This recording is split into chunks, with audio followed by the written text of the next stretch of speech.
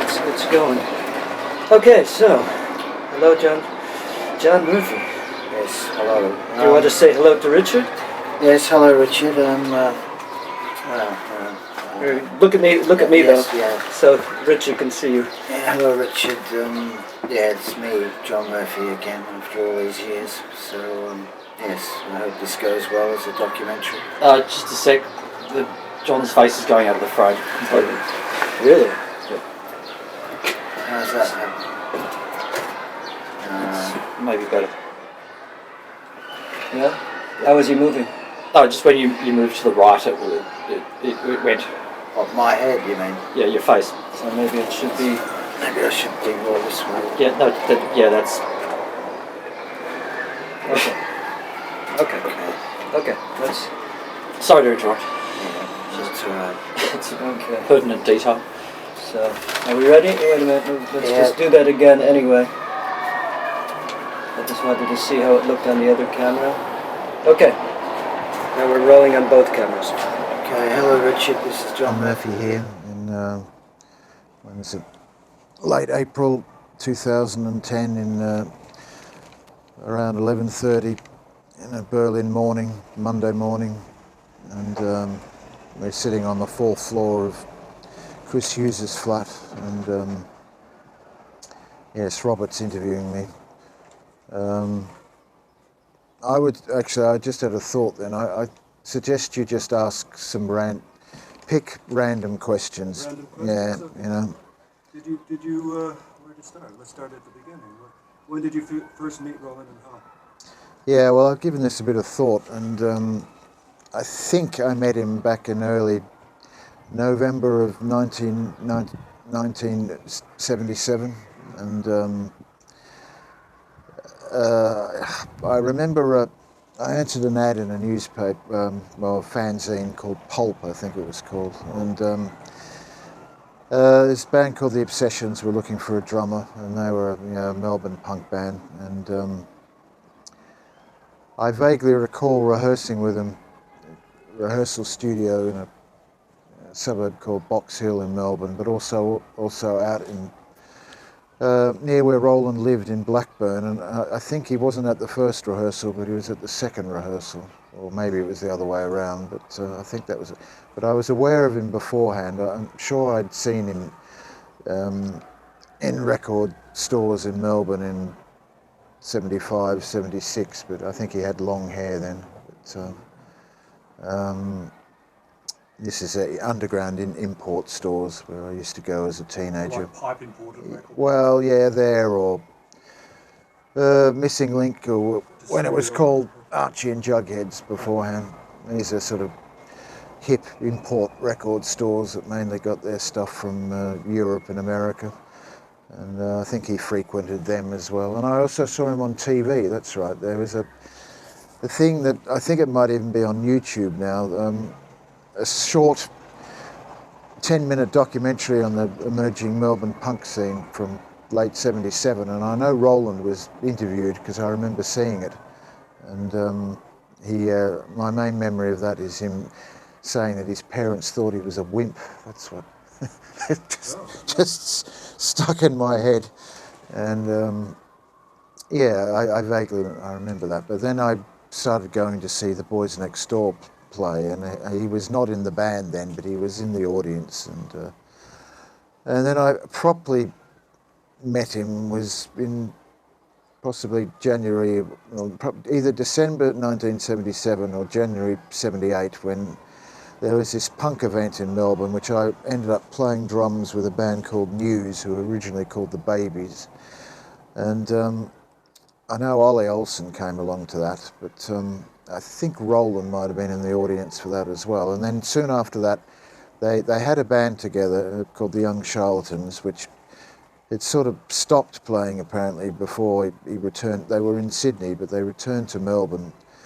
And then they started up again in Melbourne in January, February 78, and they played on the same bill as the band I was in, News, quite a bit in the various small venues around Melbourne. And I saw them play quite a lot, and that's my first memories of Roland and various sort of small new wave punk parties and around, inner city Melbourne, and mainly early to mid '78, I suppose.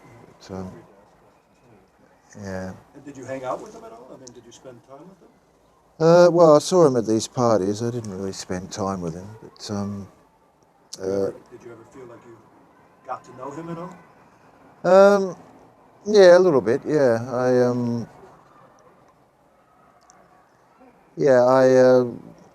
I mean, just by playing on the same bill and stuff, and I sort of developed a friendship with Ollie Olsen, and through that I got to know Roland. And but I mean, I won't say particularly well, but I knew him to speak with and stuff. Well, And, if you had to say, what were your first impressions of him? Well, I liked him. I suppose from my viewpoint then, I would have viewed him as a bit effete, sort of slightly standoffish, I suppose, but not unlikable. Unlikably arrogant. Yeah, likably arrogant. That's probably a good way of putting it. He seemed to have a sense of himself, and it was very much, and possibly it was a reaction to the other, because I mean, the environment we were all in was fairly antagonistic towards us. So I imagine he built up defence mechanisms, to use a psychological term, to deal with this, because it was, we from the even the more established music scene there was a sort of a fairly antagonistic, negative vibe towards the whole punk new wave thing, and they viewed it as a threat, and they viewed the people involved with it individually as some sort of, they couldn't understand them, and they were either fearful or they found it threatening, the people and the music involved and the whole culture to do with it. And I imagine Roland had some problem. I mean, I presume he was still living out in the suburb he came from, Blackburn. I think it was Blackburn or Nuttawading, well, that sort of crossover area. Knowing that area reasonably well, it wouldn't surprise me if he and his brothers had a bit of an antagonistic time from the locals. I mean, I certainly did in the suburb I grew up in, being a sort of punk. That way of dressing and stuff. So I suspect he possibly did as well. But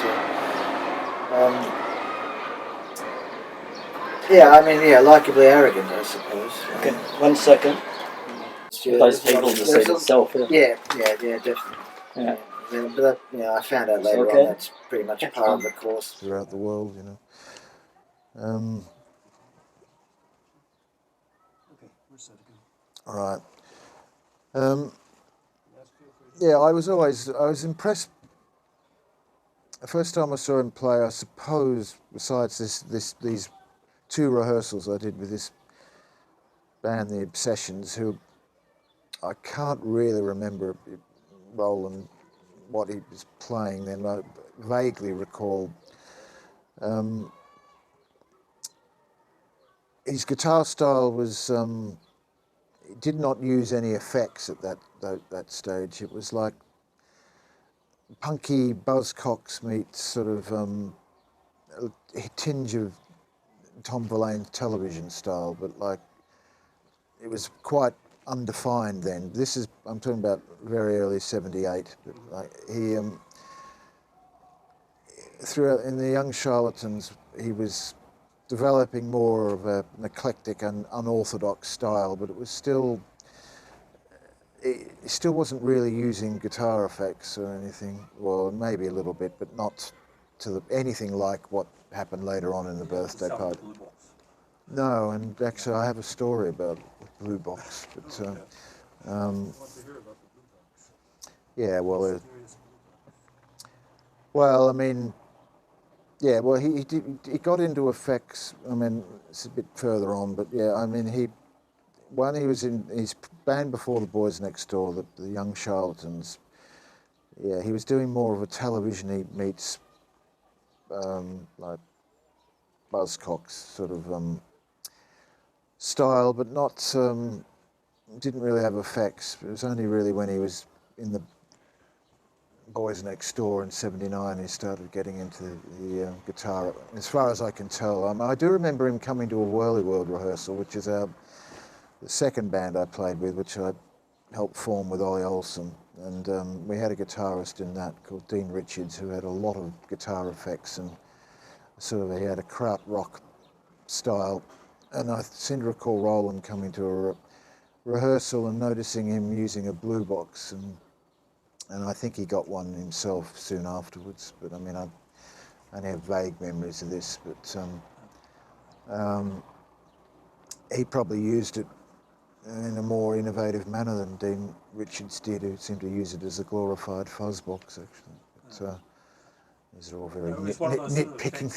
effects that you could put your own kind of like input into. You know what I mean? Yeah, well, they were very unusual back then. I mean, now it's, just a glorified octave divider. But, I mean, Roland seemed to be one of the few I mean, Dean was good with it too, but Roland was probably one of the few guitarists who actually knew how to, got the most out of it, Most guitarists, certainly in Australia then, were very conservative, even in the punk scene. He added a real unique personality to it, I thought.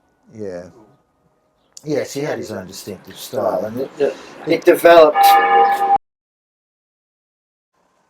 No, we were just talking about Roland's songs and the fact that some of them weren't really, why commercial success eluded him to some degree. Yeah, well, I suspect he just didn't really want to, I mean, certainly back in Australia, he didn't really want to interact with the, we'll say the orthodox music industry, which would have, there would have been too much outside, I mean, I suspect, and even now, there would have been too much outside interference, and... What sort of? Well, just, we're dealing with an industry there that is arguably the most conservative music industry in the English, well, certainly in the English-speaking world, but even in the whole, the Western world, it's just resistant to innovation and, was and still, I suspect still is innovation and just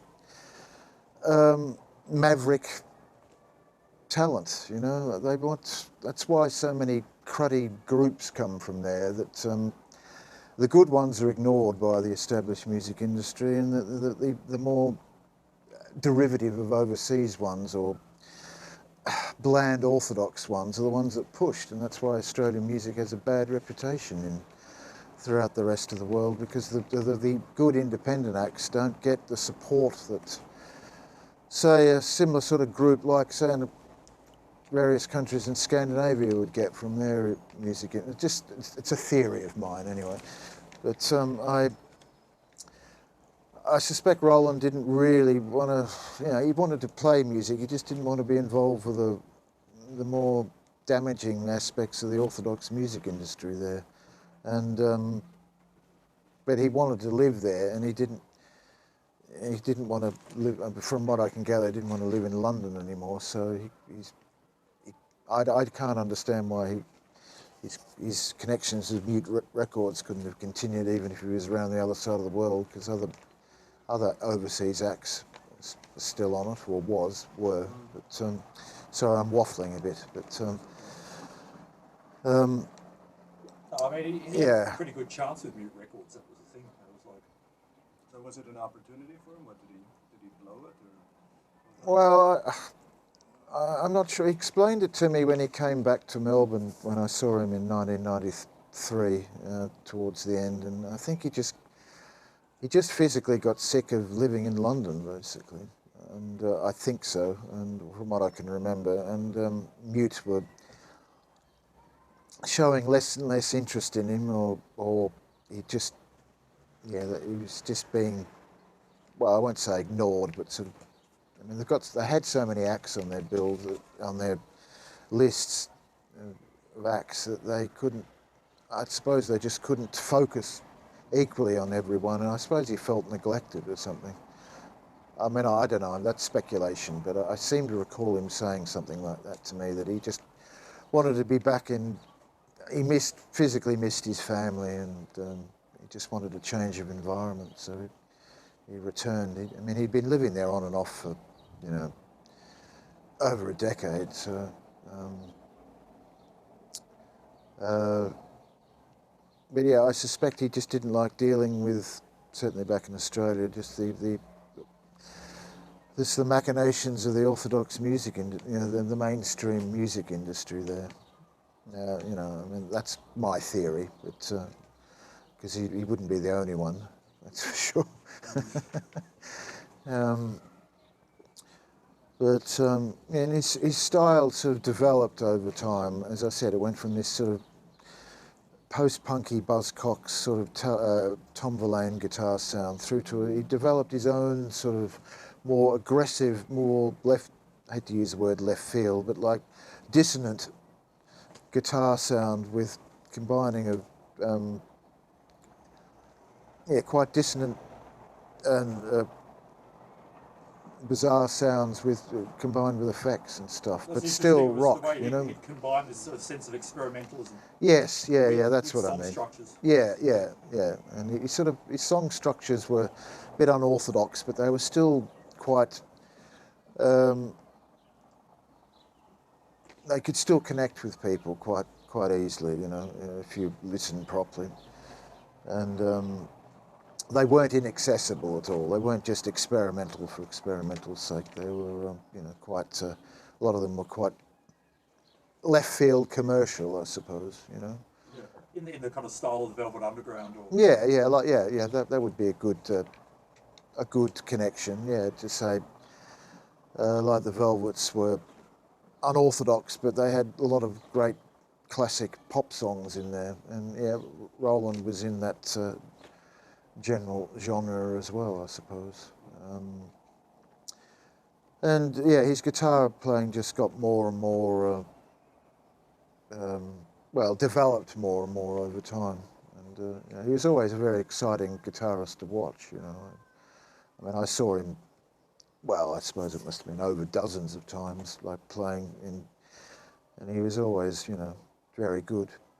You know, he had a particular way of approaching his guitar, which was very different to well, certainly in the late 70s to well, most people back in that scene for sure. And he was far more developed, you know. yeah, it had a sort of distinguished, unorthodox character. You know what I mean? That it became increasingly you couldn't really compare it to anyone. No, well, the only people I could compare it to is you could hear a Tom Verlaine television influence in there. I mean, some people may disagree. I could hear that, but I mean, it wasn't derivative. It was just like In that kind of like, you know, Lou Reed. Yeah. Yeah. The Lou Reed late mid-period Velvet Underground dissonant sort of style with his Tom Verlaine. These were influences, but he developed his own take on it. You know, like you could definitely tell it was him. It wasn't someone who was acutely derivative. You could tell it was definitely Roland playing, you know, with the weird harmonics and using the tremolo arm and various effects and. It's like sort of science fiction surf. Yeah. That's a good way of putting it, I suppose. And it was very distinctive, and I can see why he developed such a cult following worldwide by it. I mean, I know people back in London who worship his playing virtually. I've got some friends there who just, you know, really think could never understand why he never came back to Europe to play or anything. You know, they would have been down the front cheering if he had and stuff. And they were hoping even up until last year he might, because they knew he still played in Melbourne. Right. Start it again. Okay. So, what were you saying? What did you share with them in London? Shared a Scott with him in London.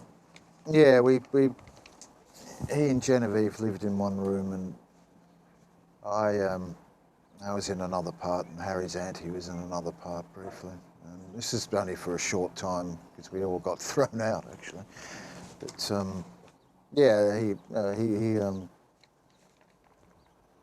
I can't remember any incidences, but we were there for about a month or so, and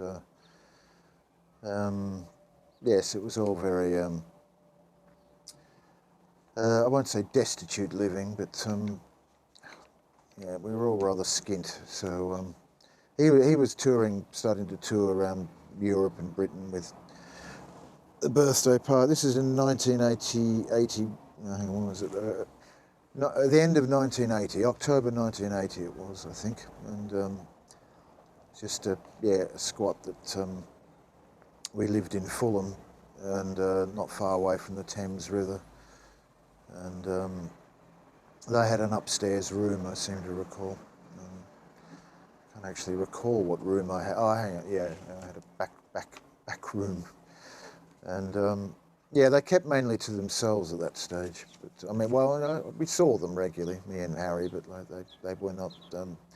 I suppose it was to do with possibly drugs. I'm not sure. But Roland was also, yeah, they were, as I said, they were starting to tour quite a bit, so he was away and stuff. But yeah, we eventually got thrown out of that place. I think Ollie was living there briefly as well. I'm not sure.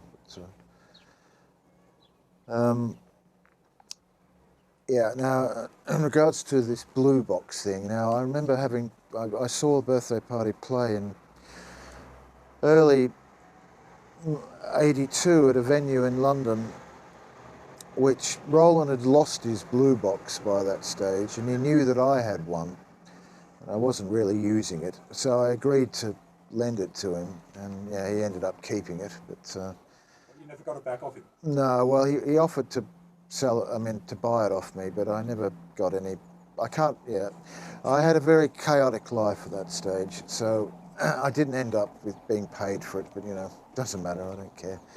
He put it to better use than I was at the time, so, yeah, so, but his had been stolen, I think, No, at they some were kind show. of like a hard to find commodity. Yeah, yeah. Yes, he had no way of getting another one. I mean, he didn't know about those wonderful shops in Portland, Oregon, where there's you know, lined up all in a row, all these effects units from the 70s in the music stores there. For those that don't know, what is a blue box? It's a cross between it's a small guitar effects pedal made by MXR, who made, and I think they're still around, made pedals in the mid to late 70s, and it's a cross between, it's an octave divider, which divides the frequencies on the guitar notes, crossed with it's either a ring modulator or a fuzz box, or distortion. Do you think that's what it is? It's more like fuzz. Yeah, it's right. Like fuzz meets octave. Yeah, yeah. And they're sort of, similar units are fairly common now, but and all this modern day technology, but then they were, well, certainly in Australia at least, they were very rare, and it wasn't, apparently it was taken off the market fairly soon because guitarists then in general they didn't know what to do with it. They were just too orthodox, you know, they just couldn't comprehend its, you know, you'd set it on certain frequencies and it would make the thing sound like the guitar string bubbling, sort of, and very random, unpredictable, and like your average guitar player would be up. Of getting this really disturbing kind of tone out of it. Yeah, yeah, and he knew how to utilise it, but most, you know, he worked with it, but most, your average guitar player would find it, well, certainly back then, a bit, late 70s, quite threatening, you know, not, because it didn't make a pleasant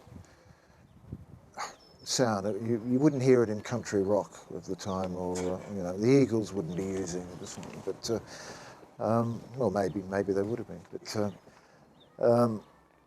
yeah, that's sort of what it was. You know, it was a guitar effect that didn't really click with guitarists, so it came off the market fairly. You know, 2 years after it was made or something. You know, now they're massive collector's items. You know, because people have a different approach to. They don't make them anymore. Well, I don't think so, but yeah. I mean, in America, they weren't that unusual. I think a lot of them were sold secondhand by frustrated guitarists in the late 70s who couldn't get their heads around them. But I remember actually Roland complaining about the fact that you couldn't build your own effects pedals. Right. What, you mean like he couldn't find someone to do it for him? No, or that you couldn't sort of get a kit for building an effects pedal the way you know what I mean, like a fuzz. Oh, I see. Yeah. Yeah. Well, I suppose that. Well, yeah. I suppose that's true, really. You couldn't get your MXR build your own effects pedal kit and kind of model it. I remember him complaining about that. Yeah. Yeah. Well, I suppose that's true, really. Yeah. Like the sort of guitar effect you get if you stuck it through a synthesizer, through an old, through an AKS or whatever, like. Yeah. Well, you'd have to have one of those like synth modules that guitarists can use now. Those small, like those Moog things and stuff. But yeah, that's just a random.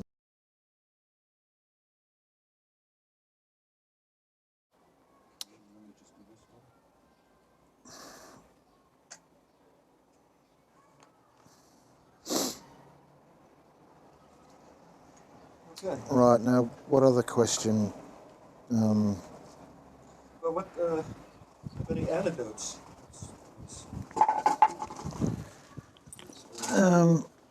I've been trying to think, actually, and I'm sure there are, but I just can't. Memories.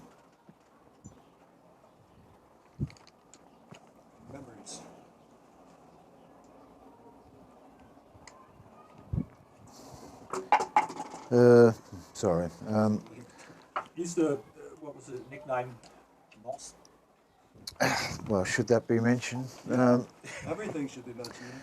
Well, yes, okay, all right, but I'm sure I'm not the only one who's, it depends on who else is Richard interviewing, but yes, unfortunately, Roland did develop a nickname in certain quarters.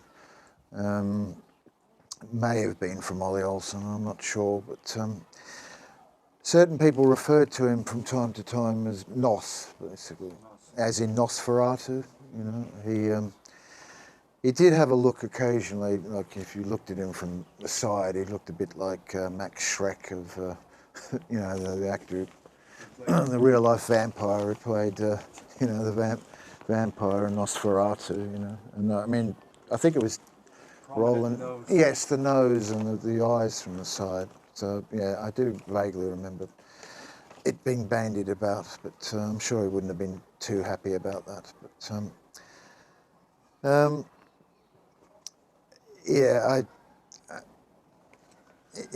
I sort of remember that, but I can't remember how it came about really. But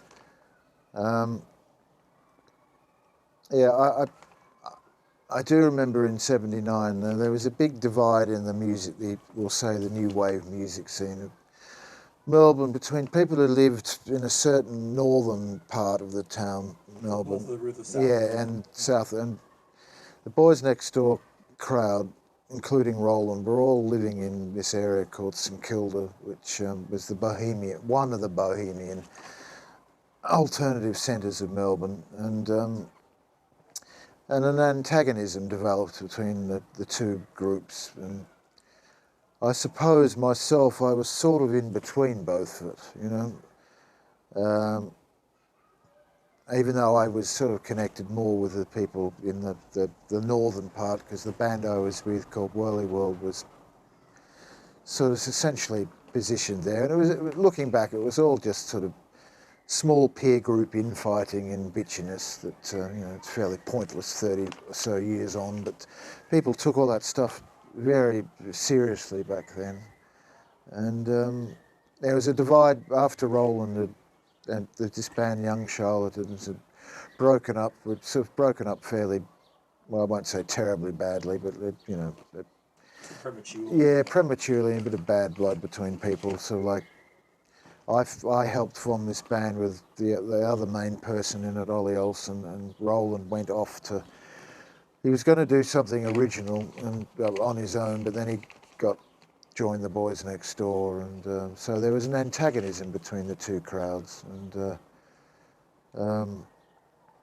It was a bit ridiculous, really, but I mean, it's to be expected in a small music scene where there are a lot of like-minded people who rub up against one another the wrong way because, you know, people who are alike often can't be friends with people who are like them because they've got the same characteristics, you know. Well, that's my theory anyway. But uh, yeah, I do remember when the Young Charlatans broke up. An anecdote was that I remember Roland saying to me, or someone asking him, "What are you going to do now, Roland?" And Roland just said, "I'm going to cry a lot," you know, because the band had broken up. You know, sit down and cry a lot, and sort of emphasising cry a lot, you know. And soon after that, he got asked, well, roped into the Boys Next Door. But yeah, another anecdote.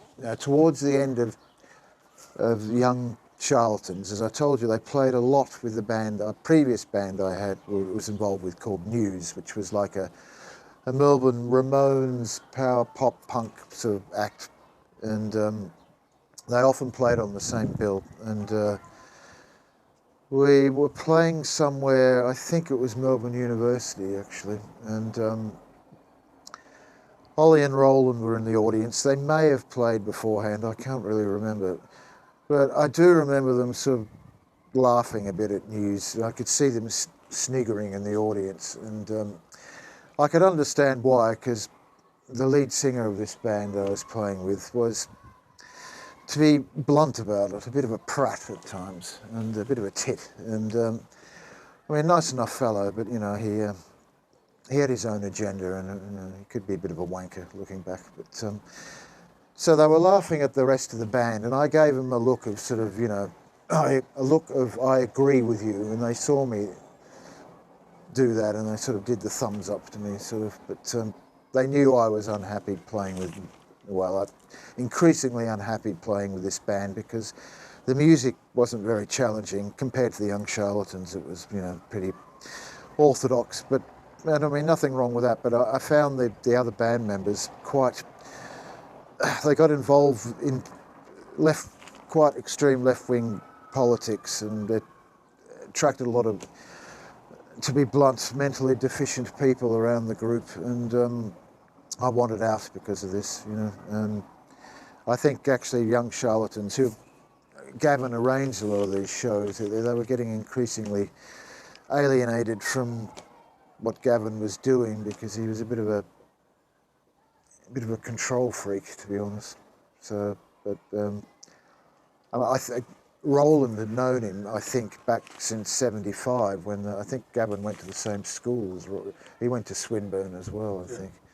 And yeah, so I think he was always a bit dubious about him. I mean, they were friends, but not, you know, he tried to keep his distance a bit, and I can understand why now. But we were all very young, remember. I was only 18 then, and I think Roland was about the same age too, so yeah. It was a very small scene, you know, looking back. But everyone thought they were a lot more important than they actually were, I suppose. But I mean, he certainly stuck out as an individual then, you know. He certainly wasn't a follower. He was someone who was developing his own style, well, own approach to lifestyle from the word go, really, you know.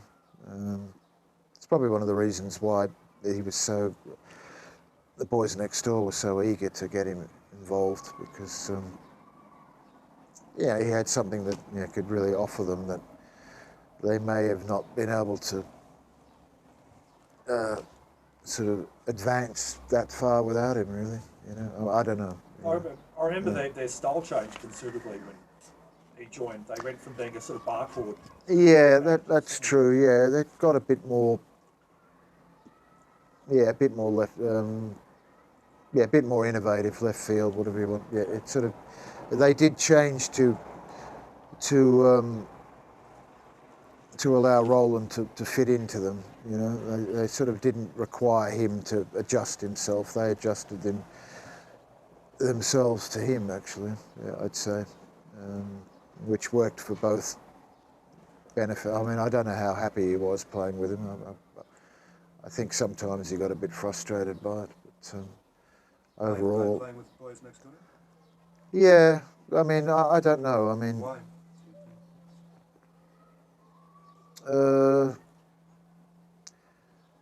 well, I remember in the early days of him playing with them that I think they still mainly played their repertoire, and he was allowed to contribute a few songs, but they were sort of kept in a separate section of the live performance or something. That's what I vaguely recall. But you know, he obviously, you know, some new boy syndrome, I suppose, if you know what I mean, for a few months, and then he, you know, fitted in like a glove afterwards. But I always got the I impression could he be was wrong kind of about it. frustrated though, because, well, he ended up becoming more in the role of the sort of the guitarist sidekick as opposed to a songwriter in his own. Yeah, that could be Yeah. true. Yeah, I could. Yeah. I think there was. I don't know when after they became the birthday party, he was placed more in a role of the guitarist.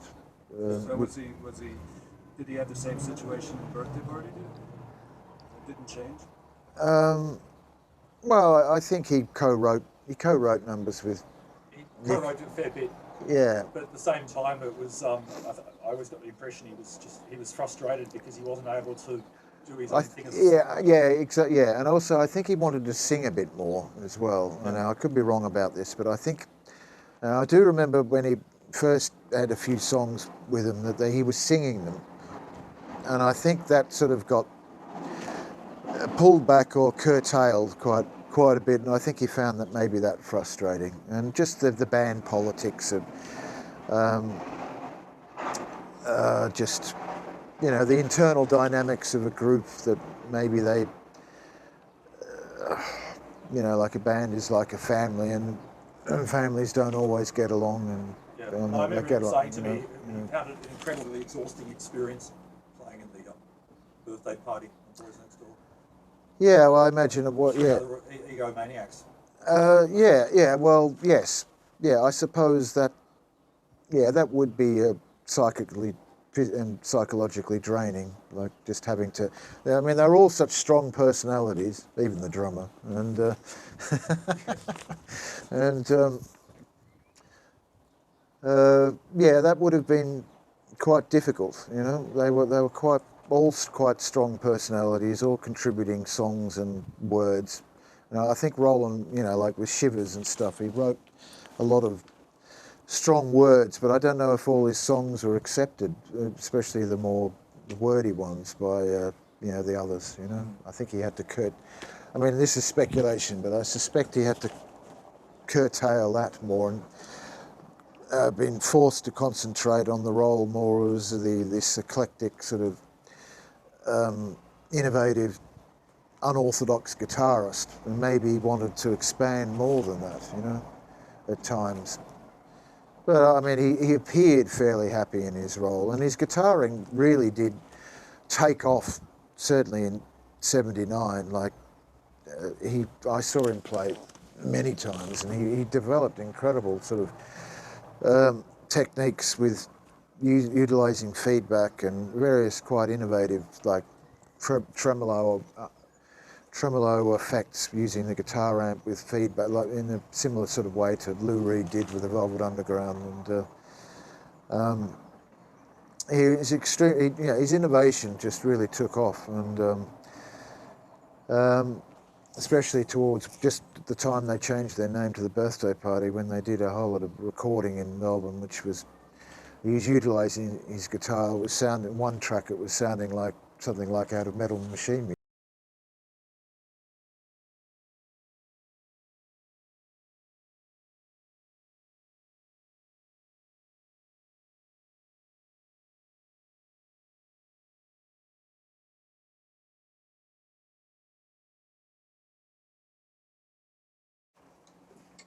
Yeah, I'll say something about the drugs and creativity business. That's good. Yeah. Not enough people covered under them.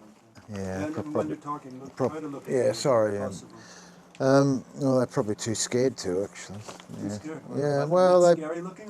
Or? no. I mean, too scared to to talk about the drugs and creativity thing, because maybe it dredges up bad memories for certain people, you know. I mean, like, I can see both sides of it, you know. I mean, I think they can, to a certain degree, they can be quite a stimulus for creativity. They probably were for Roland for a while, you know. I mean, opiates do help, can. Stop 1 second. Hello? Hello? Rudy, I'll have to call you back. I'm in the middle of an interview. Okay. Sorry. Let me make this quiet. I didn't realize it was on. Sorry about that.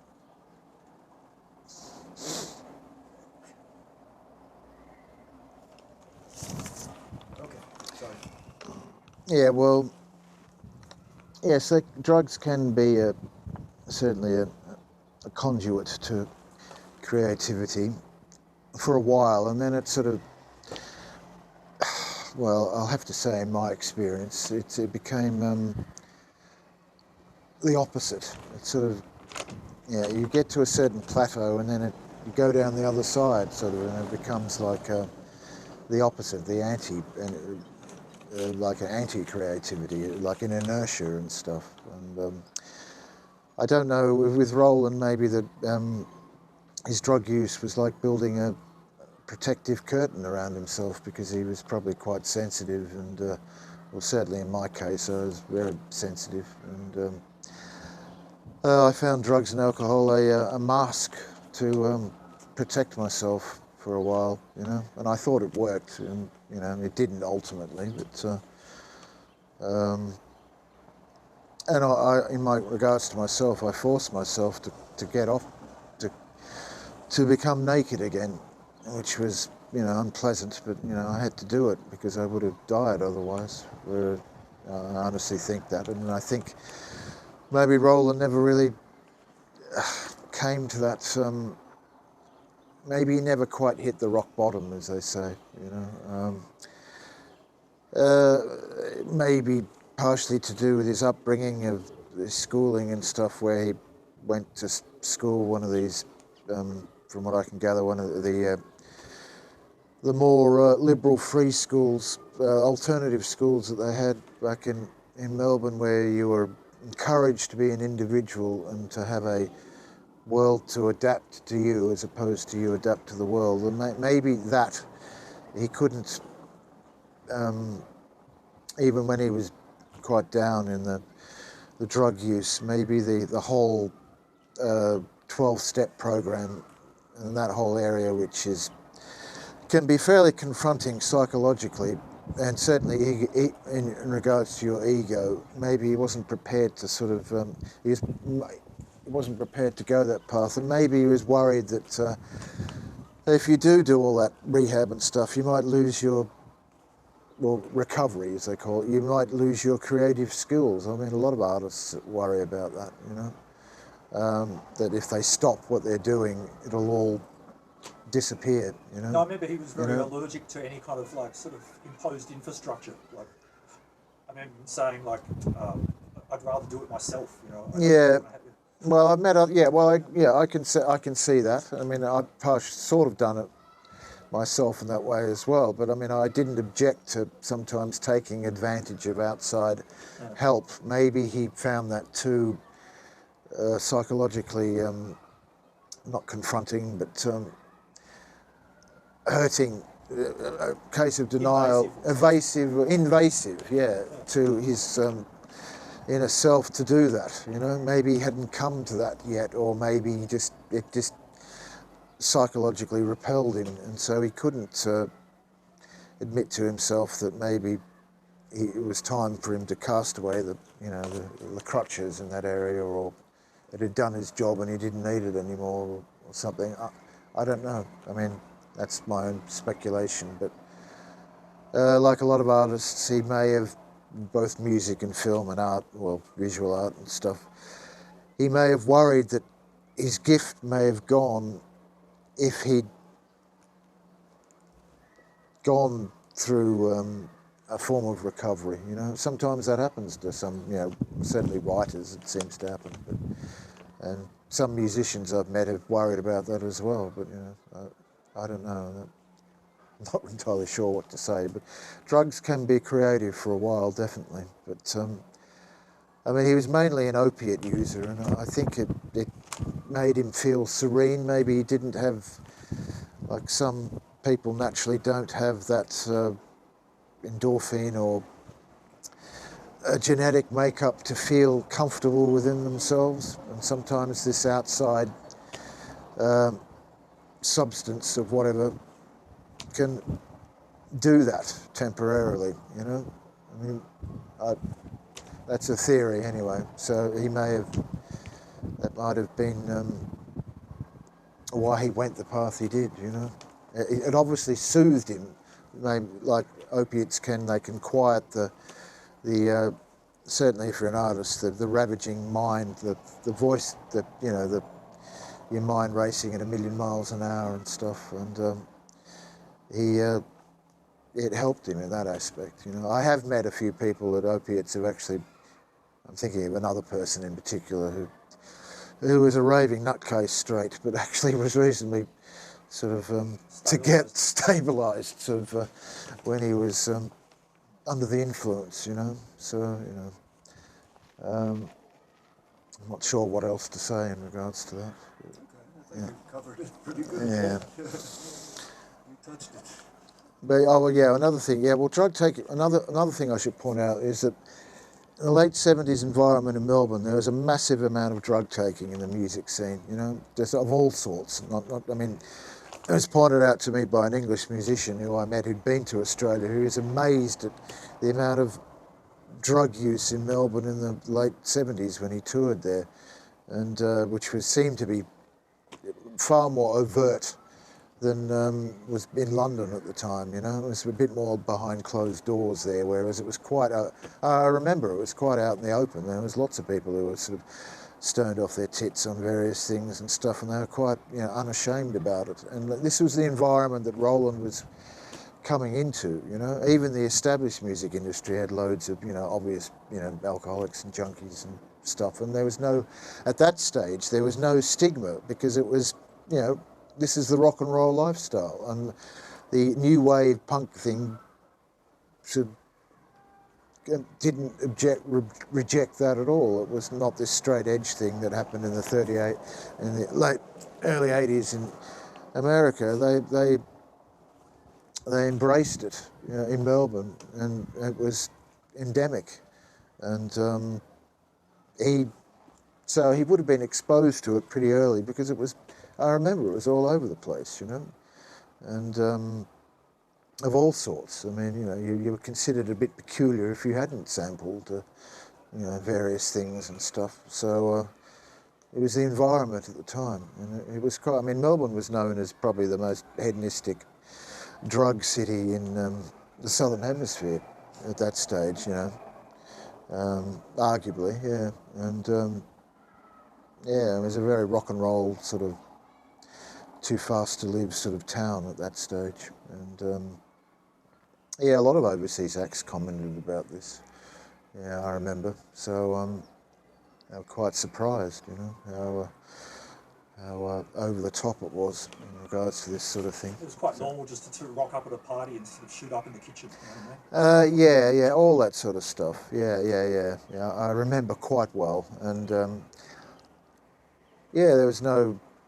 Well, there was some stigma in some circles, but I mean, it didn't really click in until well into the mid to late 80s that this was, you know, a self-destructive lifestyle, and he would have been around this. You know, I know he was around it because I saw him in these circumstances and stuff. And, you know, I was getting into it myself, unfortunately. So yeah, these things happen. But yeah, he may not have gone if he'd, hypothetically, if he'd been born somewhere else and, you know, but still been Roland in another environment, he may not have been introduced to that quite so quickly, you know. But Melbourne was very much, it was in your face, you know, like quite, yeah, early on.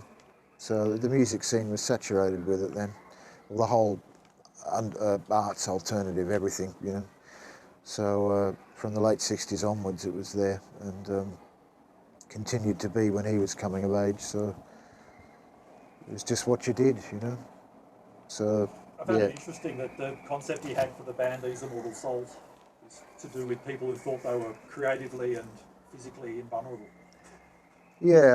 I wondered about that. But yeah, that would, yeah, you thought you were going to live forever, and you know you were invulnerable, and well, yeah, I mean, think you end up finding arguably, out- metaphysically, your soul does live forever, but the physical part of you may not. But your soul and spirit. But I, yeah, so he would have bought into that hook, line, and sinker, I'd say, you know, because it was prevalent at the time, and you know, there's no, It formed who he was. yeah, and you were considered a nerd or a dag, as we say in Australia, or uncool if you scratched your head and questioned this, you know. I mean, some people did, but you know, like, if you wanted to be in the crowd, you were doing this. You know, if you wanted to be hip, all that sort of nonsense, you know.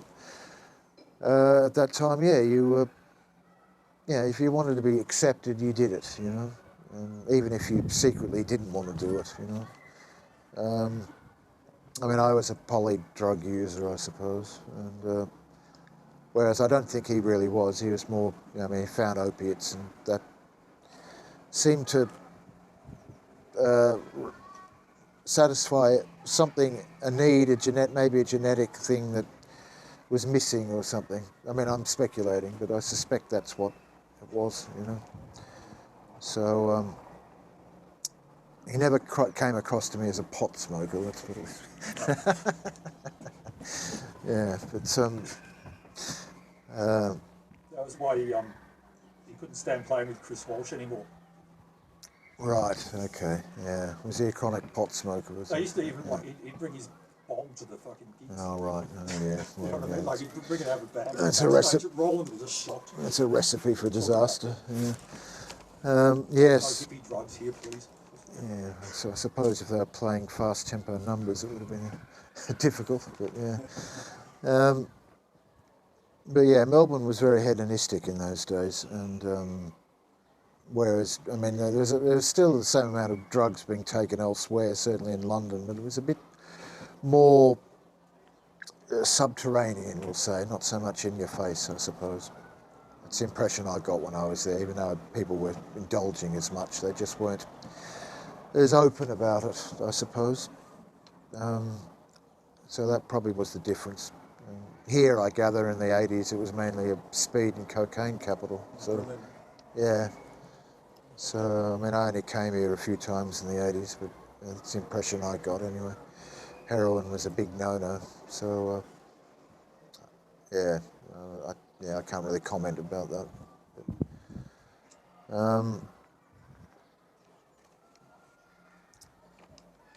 Yeah, another question. Um,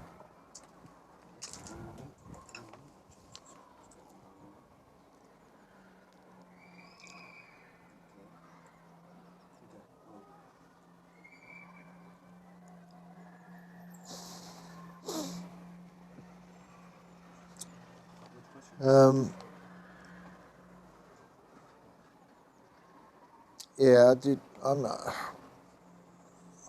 Yeah, this self-destructive attitude that this question you've got here about Roland being self-destructive in his attitude towards his work and career. I I suspect he wasn't that self-destructive, but it wouldn't surprise me if his physical health got worse as time went on, and I suspect that became a impediment in part to do with his musical career and stuff, because it just if he developed serious illnesses in that area, then they do take precedence over after a while over your career plans and stuff. You've just got to get. If you're physically too exhausted to do things, especially with liver problems and stuff, you just and other internal problems, you find it very difficult sometimes to get through the day, let alone sort of concentrate on like writing new material and doing the non-musical work you have to do to advance yourself. Sorry, Robert, I think it's run out of tape.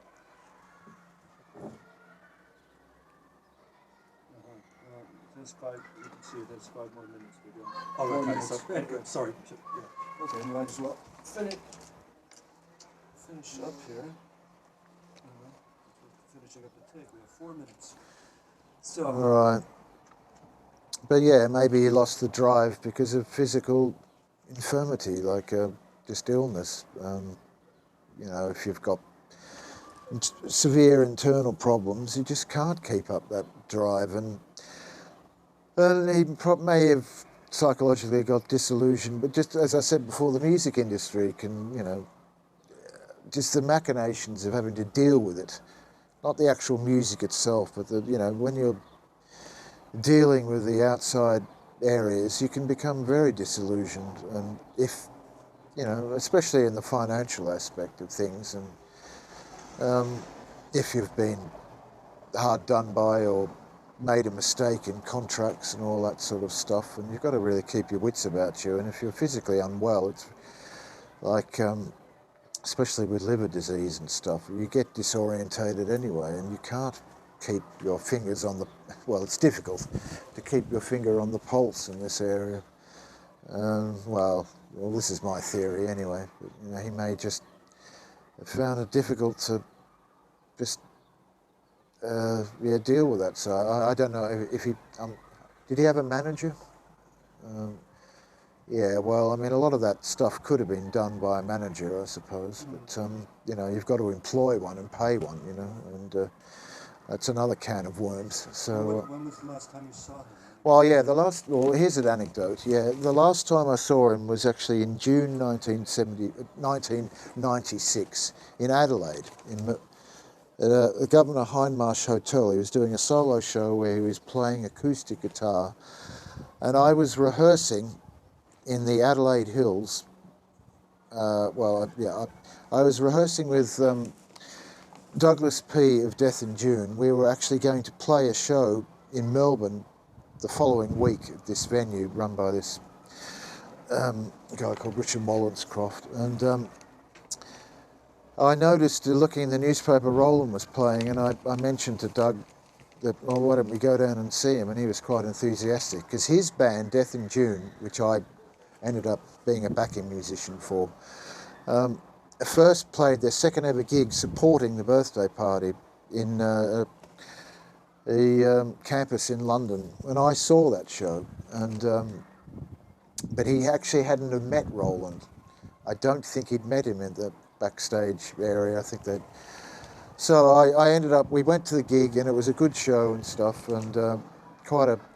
Well, I won't say a particularly large audience, but it was, there was an audience, and this peculiar psychedelic surf band playing beforehand, who all had long beards. But they, after the gig, Roland he wasn't playing electric, he was just playing an acoustic guitar, and he did acoustic versions of all his numbers, and it was pretty good. And I know Douglas found it quite inspiring that he was doing this, and I took him back, went backstage afterwards, and I introduced Douglas to Roland, and Roland was quite pleasant, and we had a chat. I can't really remember much else than that, but I said hello to him, and I told him I was playing in Melbourne. I think he was in Adelaide for a few weeks. I may be wrong about this, but yeah, that was the last time I saw him. But he was playing a Ovation acoustic guitar, I think it was, and yeah, it was good. Yeah, and he was quite pleasant and stuff.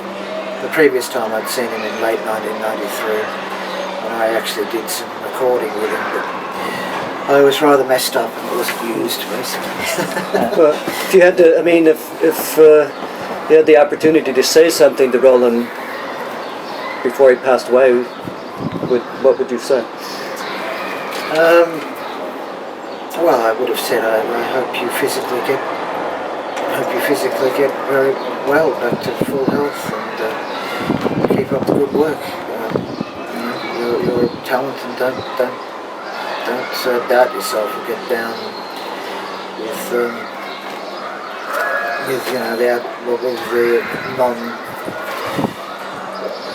the non musical